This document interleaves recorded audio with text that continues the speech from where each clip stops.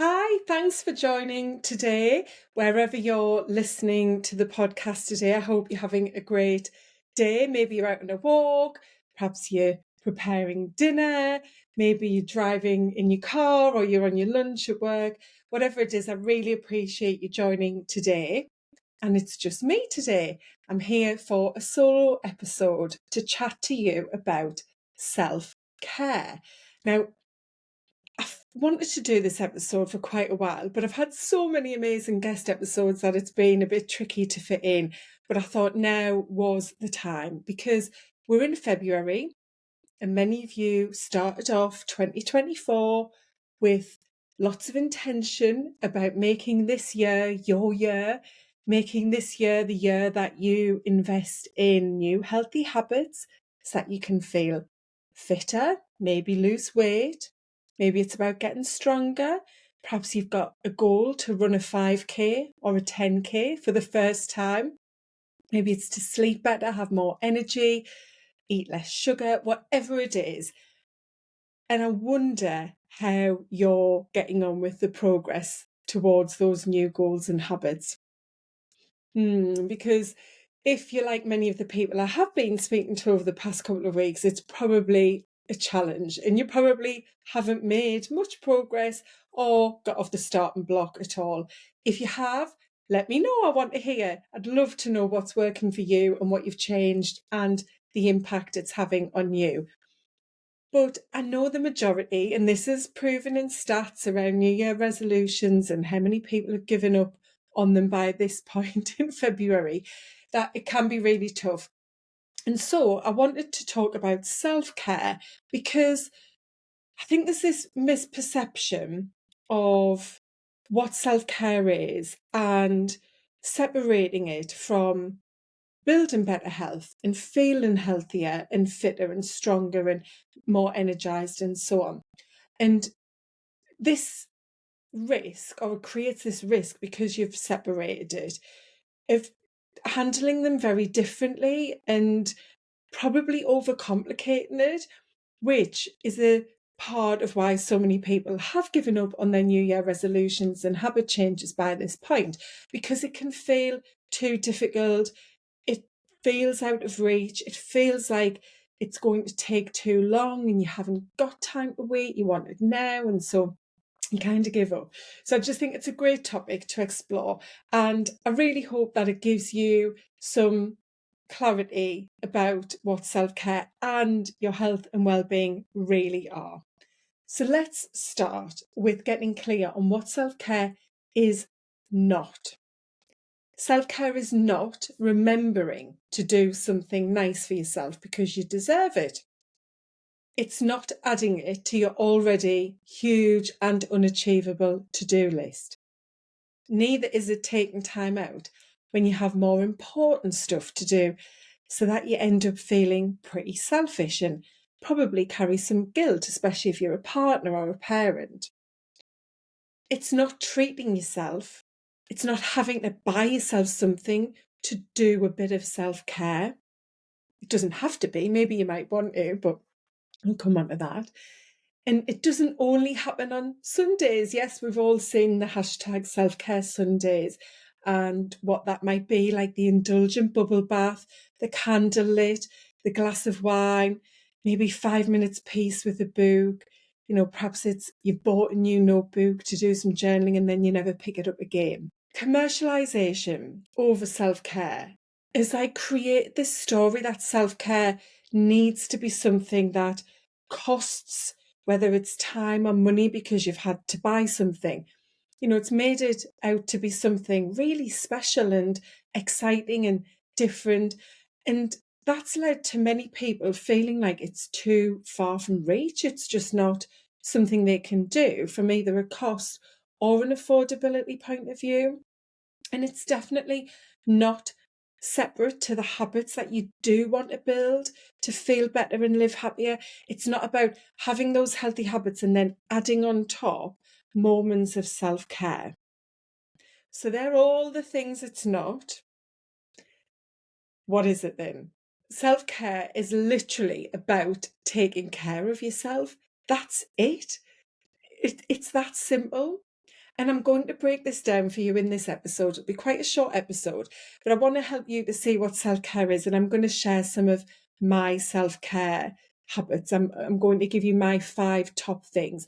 And I think you'll see that they're quite diverse and help you to get that definition and understanding of self-care right for yourself.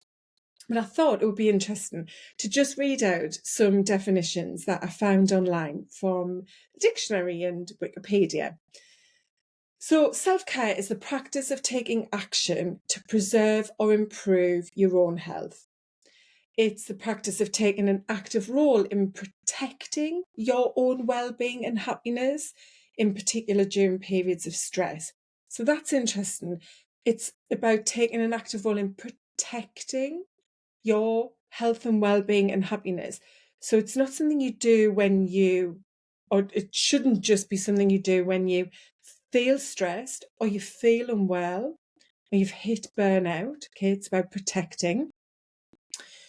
It means taking the time to do things that help you live well and improve your physical and mental health. And when it comes to your mental health, self-care can help you manage stress, lower your risk of illness, and increase your energy. And then from Wikipedia, it says that self-care has been defined as the process of establishing behaviours, so that's the habits, to ensure holistic well-being of yourself. So holistic is that overall, it's encompassing everything about who you are. It promotes health, actively manages illness when it occurs. So it's not saying you only do it when an illness has occurred. Individuals engage in some form of self-care daily with food choices, exercise, sleep, and hygiene. And self-care is not only a solo activity, it can be community in the group. So that's really interesting. I like that Wikipedia does pull out some examples of those daily self-care things that you might completely overlook and not realise you're doing. And this is what I want you to have your penny drop moment about today. So that's the definitions over. You know what it's not and you know what it is. It literally is everything and anything that helps you to feel well, to feel healthy, and to live with happiness. Now, I approach self-care as a minimum entry point to living a full and happy life, that life you dream of living. So it's not a luxury you have to remember and think about, and then, you know, maybe every few days or weeks, if you're lucky, shove it into your calendar and onto your to-do list. And the big thing is that it's far from being selfish. Self-care is selfless. I know so many people feel guilty about doing anything for themselves, especially the things that they associate with self-care, like taking time out to have a bath, even to call a friend and have a chat, to go out for lunch if they're lucky with a friend, to read a book, to watch TV even.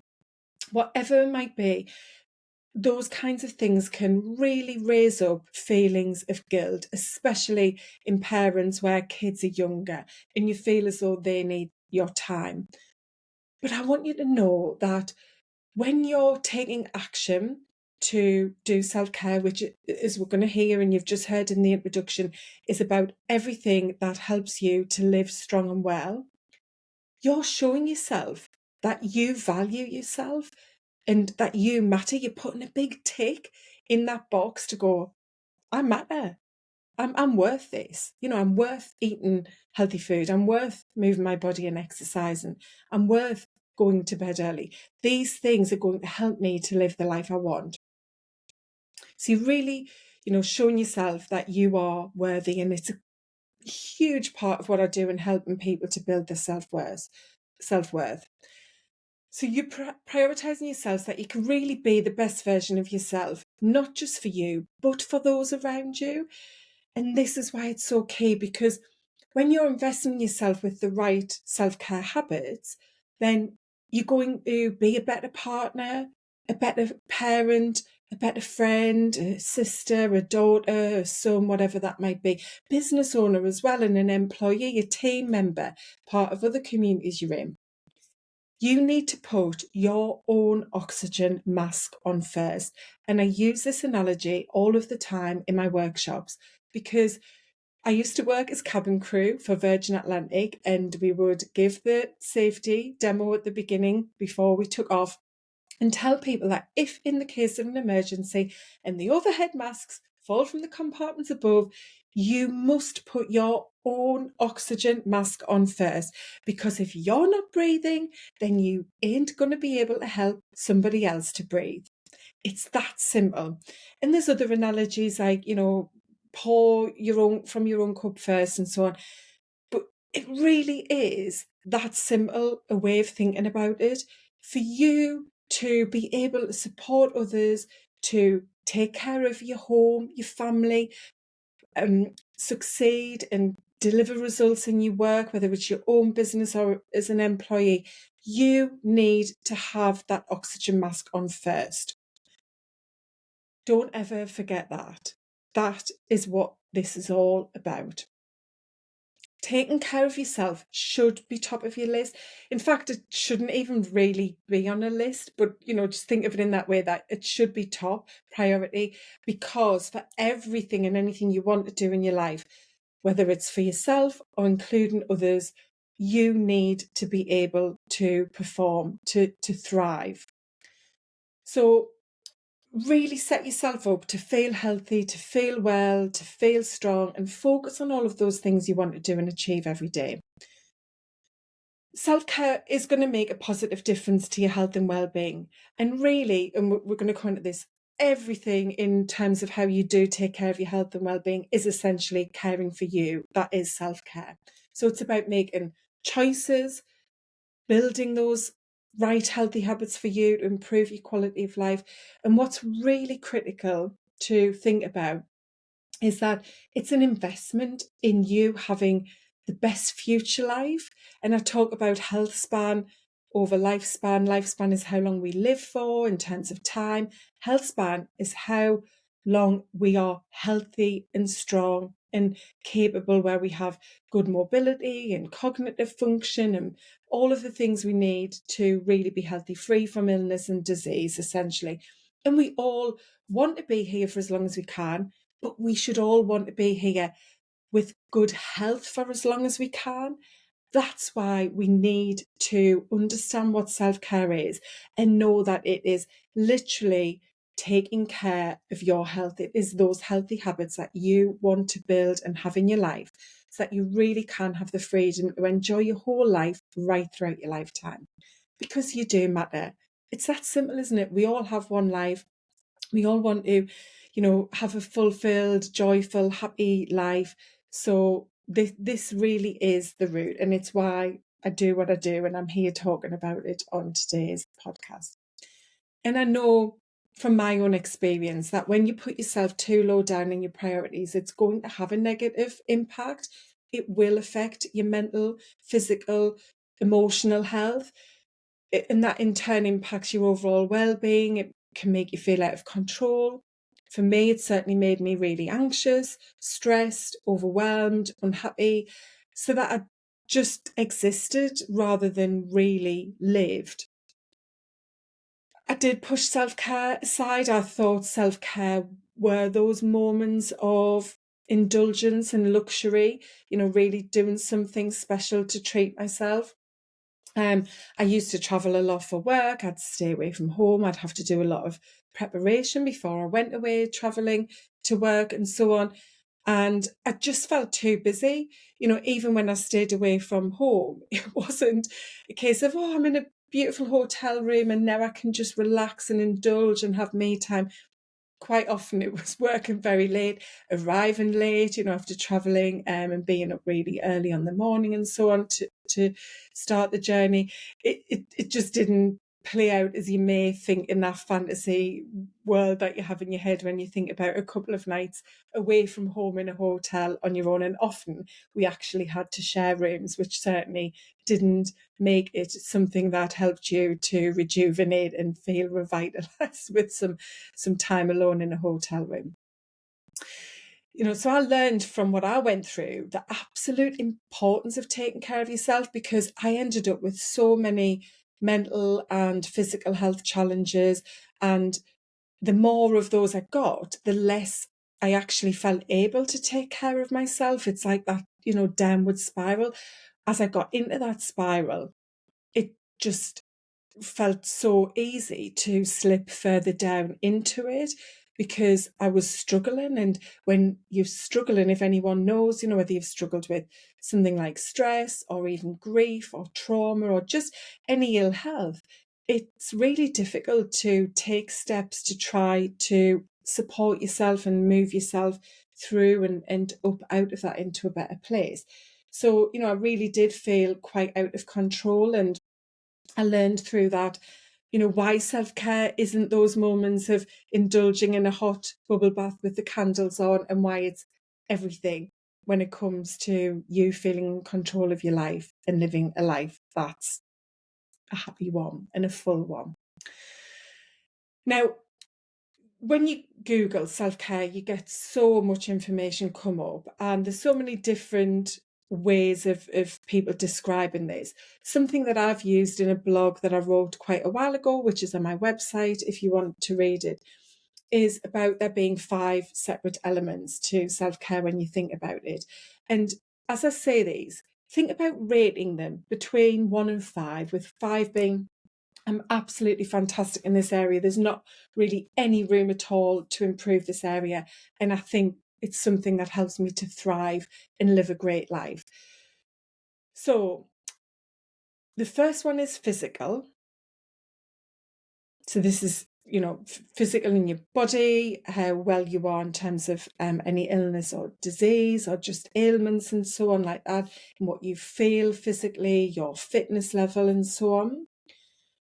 Mental is the second one. So most of us are familiar with, mental health, physical health. So rate these, as I said, as I go through them. Emotional, spiritual, and this isn't about being religious, but spiritual is in what is life about? What is your life about? What is your purpose for your own life? And social. Now, I think physical care is top, and I've listed in that way intentionally because unless you are physically well and healthy, then you're going to struggle to function and achieve the type of life that you want. And what I do find is that if physical health is struggling, then the other 4 tend to as well. And these are all interlinked. And, think about that when you're rating them as well.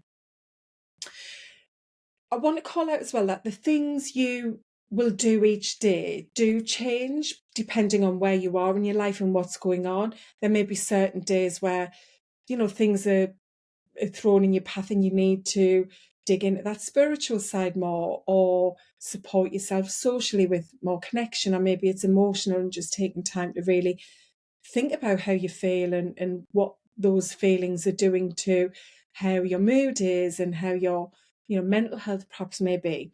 So these habits, and I've spoke about this in other podcasts, I use the analogy of a box of chocolates a lot, and that it's your toolkit. You curate the right box of chocolates for you with the things that are going to help you to live the way you want. And so in these 5 elements of self-care that make up our overall health and well-being, things will change even day to day, but certainly as we go through different seasons of our life, depending, how old our kids are, if we have them, and maybe we move in house at a time, and that's quite a long period of stress and change and adjustment. Losing someone, having an illness yourself or someone in your family, changing a job, financial. There's lots of different seasons, as well as those seasons of like biological shifts, especially for women through our reproductive cycle, with perimenopause and menopause and so on. So our life changes, and you'll flex according to what's going on in your world and what you need in those 5 areas. But the key is to know yourself, is to know what matters to you, and thinking about your values that you have and your goals, and what is it you need to achieve those goals and to live in alignment to your values. So that's a really, strong place to start when it comes to planning out your habits and those self-care things that are going to help you to live in alignment with your values and your purpose and who you are and what you want your life to be like. Remember as well that there's no right or wrong way. This is you, it's your life. You may think, oh God, what she's saying here just doesn't make any sense and isn't for me. That's fine. I want to give you information to at least be able to make an informed choice. But think about how you want to feel and try to think about what it is that's going to give you that way of feeling. So I want to now give you my little 5 tips here, or 5 insights, I think they are really, into my life. So, as a female business owner and someone who's now lived for almost, let's work the maths out, nearly 29 years of, living with anxiety and panic disorder. I've spent 24 years working in corporate brands. I've, been a parent whilst building that successful corporate career and running my home, and, had to go through a lot of change because of my mental and physical health problems. So these are things that have really helped me to overcome those physical and mental health challenges, so that I can be in this place I'm in today, where I feel so much stronger in every single sense, in all of those 5 elements that I've just shared with you. These are things that have really helped shift my mindset to one that is positive, optimistic, and so grateful for what I have. So the most impactful self-care habits that now flow in my daily routine and lifestyle are: number 1, moving my body. It's so important to me for my mental health to move my body. It's become a part of who I am, and I do this in lots of different ways. I do try to work out in different ways each week. So I like to do a mixture of strength training, which is important for everyone at every age of your life, especially for midlife women. You must do some strength training. That's a different conversation. But I do strength training. I do some cardio training, so that's getting my heart rate up quite fast. I went for a short run yesterday, for example. I like to go on the spin bike. Sometimes I do HIIT sessions, the high intensity interval training. I walk a lot.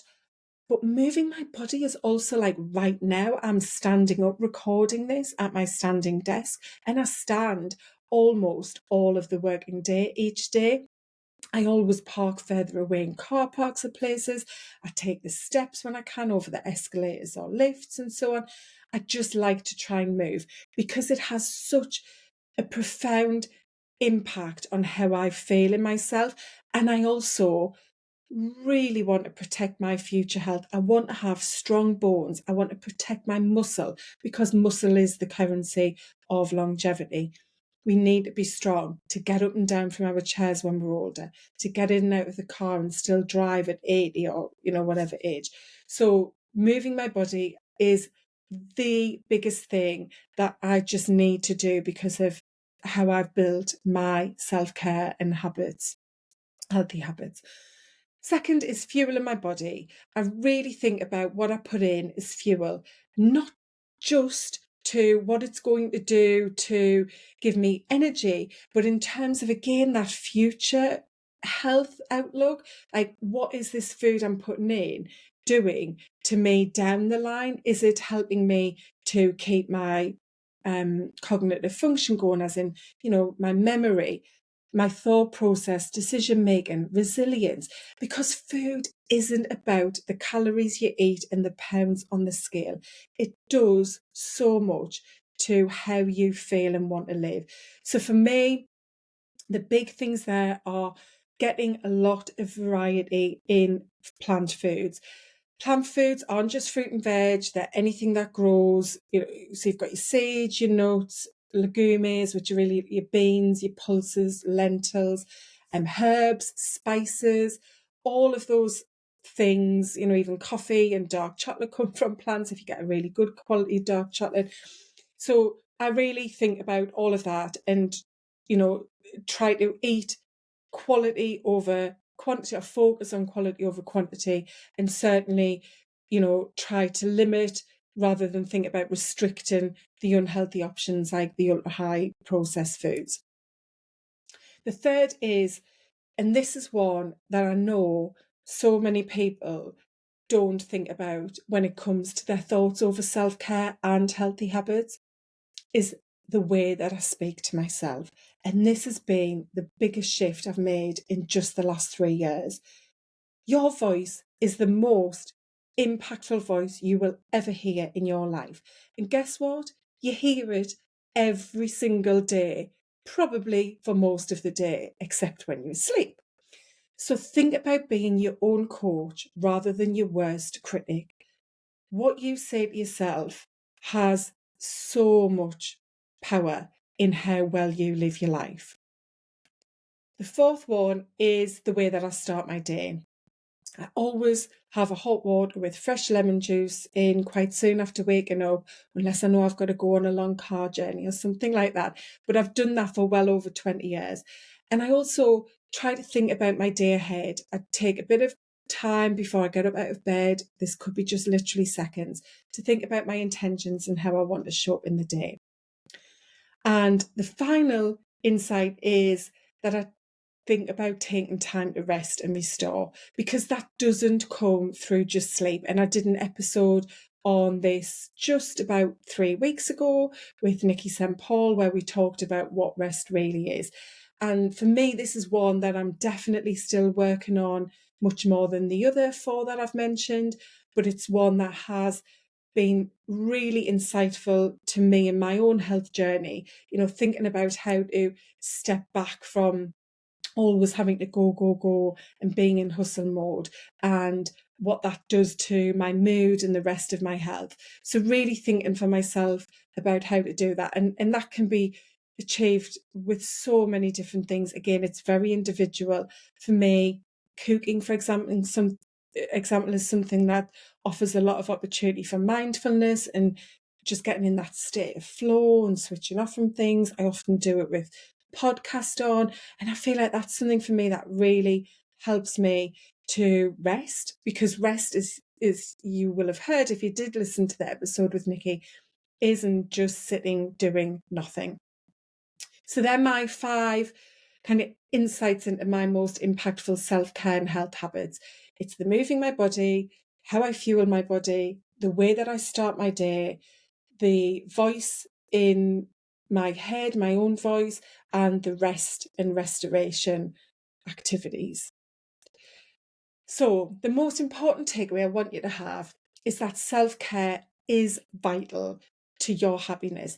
If you're struggling right now with how you feel, and if you wish that you could be happier, but you aren't prioritizing putting your own oxygen mask on first, this is your message, and also permission to start to make a change. You need to care for yourself. It is the ultimate way to build your self-worth and enable you to achieve that happy life you want. It's coming from a place of love, compassion, support, and respect. And it's going to set you up to accomplish those changes that you need to make so that you do live that long-term, full and happy life. Think about being a plant. I've got a real one behind me here. Lois hates this fake one, which we are swapping to a real one very soon. But think about you being like a plant. To grow and thrive, a plant needs the right balance of everything. So sunlight and shade, water, nutrition, the soil. You do too. You need the right balance of everything. And you might think, oh, I'm okay, I'm getting by, I'm surviving. And as I heard someone say quite recently, it's about just keep swimming like Dory in Finding Nemo.